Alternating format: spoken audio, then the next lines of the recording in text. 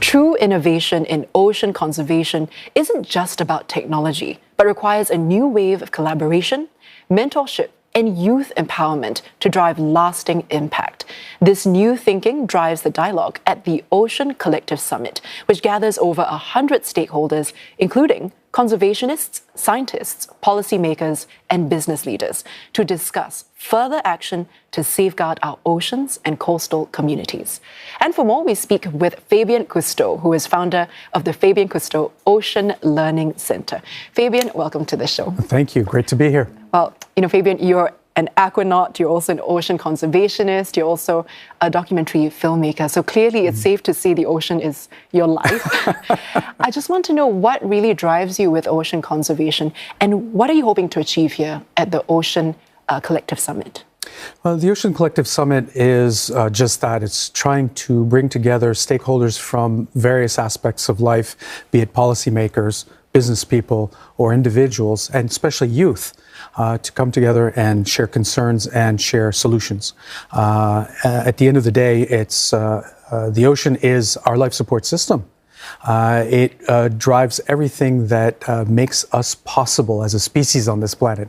And so to be able to shift from a species that could be considered parasitic to one of symbiosis with our life support system, the ocean, is of paramount importance in our decision-making processes. And, this is not a new topic, for many people, especially in this region. Ocean conservation and climate resilience, these have been talked about for years. Yes. In your view, is enough being done here in this region? And what are some gaps that can be filled?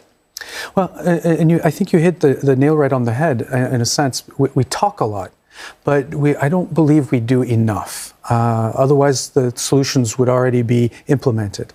And it's a very complex set of subjects, be it the negative aspects of things that people talk about all the time, or the implementation of solutions, be it specific policies that aim for protection and marine protected areas, to restoring some of the damage that we've done as a collective human species on the planet. We have to remember this is a communal bank account, the ocean. We've been extracting, we've been dumping. But it seems that there's a need for us to start investing in the future of the species by investing in these solutions, be it on a local level like in Singapore or a more regional or global level. And that is the difficulty because of all the nuances that different cultures and different sensitivities bring to the table.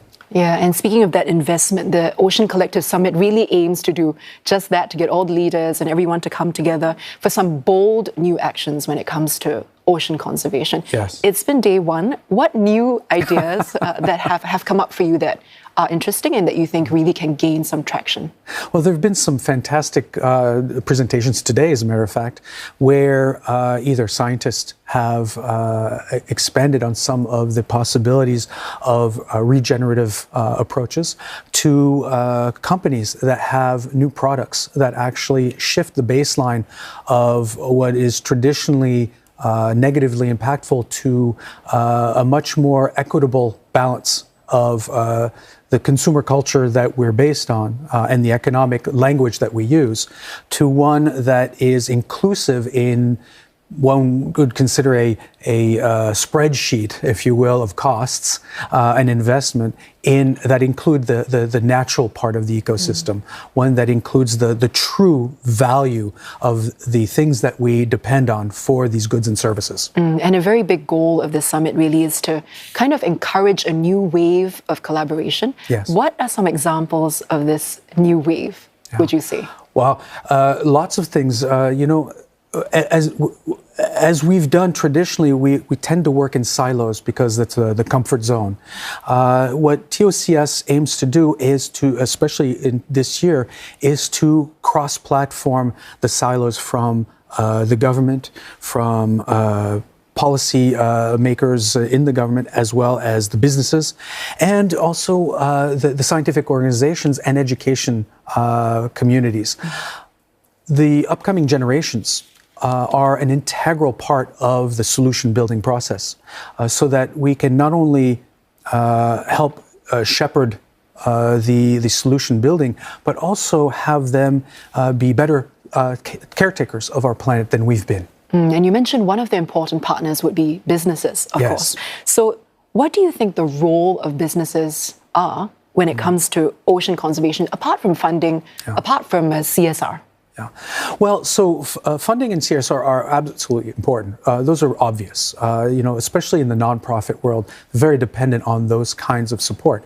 But internally, it's just as important for business to start partaking in interactive aspects of things, be it programs that include some of the employees to be able to take field trips or partake in some of the solution building, to have a sensibility of why CSR is important to integrate into the manufacturing process or the services process or what have you, depending on what the business is specialized in. In addition to this, there are aspects of manufacturing that can always be improved. One of the things I see in a lot of businesses is the reticence to go from the traditional to the innovative, because that means change. And change means uncertainty and some risk occasionally. And so what I would counter with this is that being bold, being innovative, brings out the most opportunities for that business or that service. Well, Fabien, we really appreciate you sharing your insights with us. I've been speaking with Fabien Cousteau of the Ocean Learning Center.